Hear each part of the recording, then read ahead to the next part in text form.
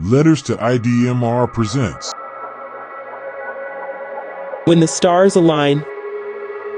The high cost of IDMR headquarters doomsday obsession. Anonymous. Dear friends and family, it is time to expose a deeper truth of the headquarters of Institute of Divine Metaphysical Research, IDMR, and the devastating impact that the trustee board's policies and teachings have had on families, relationships, and individuals. Adopting the IDMR lifestyle is more than just a commitment to attending lectures and believing in a particular worldview. It's an all-encompassing transformation that has left many in isolation, fear, and financial ruin. Once you're in, it's hard to escape the grip of a doctrine that promises eternal damnation for those who fail to conform. The cost, however, is more immediate than any supposed end of the world.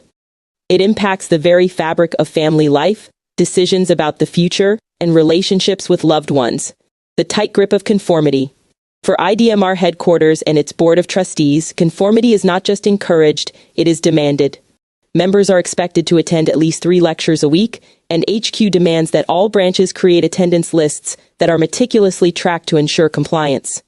Branches that fail to do so and submit their reports to headquarters on time are flagged and reprimanded. Entire schools have been labeled as disobedient to headquarters for failing to execute these demanding controls and processes. Students who miss too many lectures suffer a range of consequences. They are cut off from key resources like MP4 recordings from Los Angeles and banning, lose the ability to vote for local officers of the Institute, placed in the dreaded inactive status, and face the cold sting of social rejection. Whispers and judgment from peers follow them everywhere. Did you wear a suit without a tie? Did your skirt fall above the knee? Even the smallest deviations are met with scorn, pushing members into constant self-surveillance. Peer pressure becomes the tool for maintaining strict control over everyone's behavior, squeezing out the outside world. The demands of IDMR gradually lead members to sever ties with their families and friends. It's not always intentional, but the time commitment and the overwhelming indoctrination make it inevitable. There's no time left for relationships outside the group, and soon family members and friends who refuse to come to class are labeled Gentiles or Egyptians. The divide becomes more pronounced when members relentlessly preach the truth of Kinley's vision, condemning Christianity and all other belief systems as lies. Holidays, especially Christmas, become battlegrounds. And Dr. Kinley could have been a millionaire. Did he ask anybody for a dime? Raise your hand if you had to give Dr. Kinley a dime. Christmas become battlegrounds where IDMR members refuse to participate in what they view as demonic celebrations, further isolating themselves from their families. For children, this is often the hardest part of growing up in the Institute, as the exclusion from normal festivities serves as a constant reminder of their parents' radical beliefs. Astrology and planetary alignments, the Doomsday catalyst. Perhaps one of the most bizarre aspects of IDMR's teachings is its fascination with astrology and planetary alignments. Henry Kinley, the founder, was not immune to looking for signs in the stars to support his increasingly apocalyptic worldview. While it's unclear exactly when Kinley adopted a doomsday narrative, by the 1960s, he was already preaching that the end of the age had arrived in 1960, declaring that humanity was living on borrowed time. He went so far as to connect planetary alignments and natural disasters, like earthquakes and strange weather patterns, as celestial warnings of the impending end. Kinley's use of astrological and mystical elements to bolster his teachings about the end of the world followed a well-worn path. Throughout history, doomsday predictions have been tied to celestial events, with cults and high-control groups often interpreting cosmic shifts as omens of imminent destruction. Kinley, like many other millennial prophets, fixated on the year 2000s, believing that the dawning of the new millennium signaled a dramatic shift in human existence. But Kinley wasn't unique in this regard. Every time humanity approaches a significant chronological milestone, groups emerge predicting the end of the world. Kinley's fixation on millennial dates and cosmic signs mirrors the apocalyptic fervor seen throughout history, from medieval Europe's millennial fears to the Y2K hysteria at the turn of the 21st century. The real-world consequences of doomsday thinking. This apocalyptic focus came with a heavy price. Beginning in the mid-1970s and continuing through 2001, IDMR held regional conventions every other summer.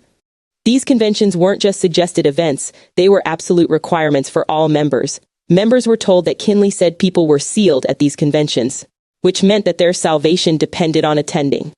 The message was clear: beg, borrow, or even quit jobs if necessary to make sure you were there. Members believed that missing even one convention could result in losing their souls and burning in a lake of fire and brimstone for eternity. As a result, many members spent enormous amounts of money to ensure their attendance. They emptied their bank accounts, borrowed money from friends and family, and some even quit their jobs to prove their dedication. The pressure was so intense that some members attended more than one convention, with the most devoted going to all 4 regional gatherings in the same year. New clothes were bought to show off at these events, as proving one's loyalty was not just a spiritual matter but also a social competition. The financial strain caused by these conventions left many members destitute, their savings wiped out, all in the name of securing a place in the afterlife. This behavior wasn't confined to convention attendance alone. The Doomsday narrative permeated every aspect of members' lives. Many stopped saving for retirement, convinced that the world was about to end. They gave up homes, life savings, and any sense of future security to fund the Institute's activities or attend Kinley's international peace missions. Today, many IDMR members live in financial ruin, regretting the life decisions they made under the pressure of imminent doomsday prophecies. Brash marriages and childless families.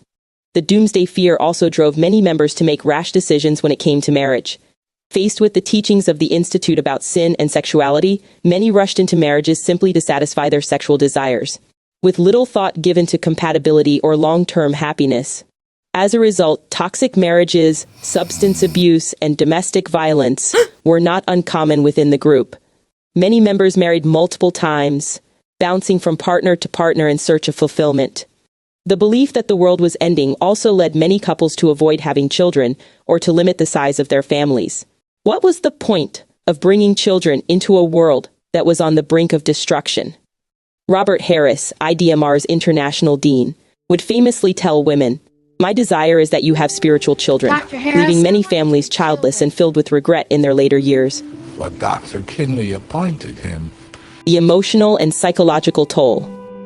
Living in a state of constant fear takes a toll on the mind and spirit. IDMR's obsession with the end of the world has placed its members in a perpetual state of anxiety, always worrying whether they are right in their soul when the end finally comes. This kind of fear-based indoctrination is emotionally draining, creating a psychological burden that forces members to reorder their priorities, often at the expense of their well-being and relationships with their families. The fallout from this narrative is not limited to those within the Institute. It affects their families, friends, and communities as well. Millennial doomsdays, a historical phenomenon. It's important to recognize that Kinley's doomsday narrative is part of a larger historical phenomenon. Every millennium or significant calendar milestone has brought about predictions of the end of the world. From the year 1000, when medieval Europe was gripped by apocalyptic fears, to the recent Y2K panic, humanity has a long history of imagining catastrophic change tied to millennial markers. Kinley's fixation on the year 2000s, along with his interpretations of astrological signs, places him squarely in this tradition. While his followers may believe his warnings were unique or divinely inspired, history shows us that such predictions are part of a repeating cycle of millennial fear. Conclusion: the high cost of IDMR's lifestyle. The consequences of adopting the IDMR headquarters lifestyle are extraordinary and often devastating.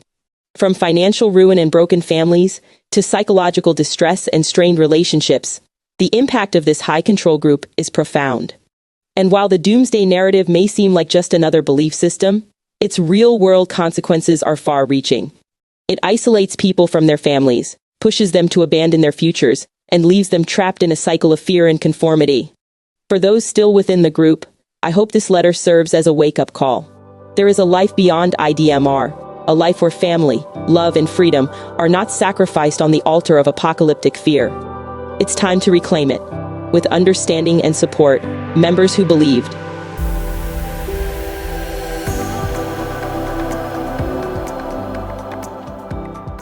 Let me assert my firm belief that the only thing we have to fear is fear itself.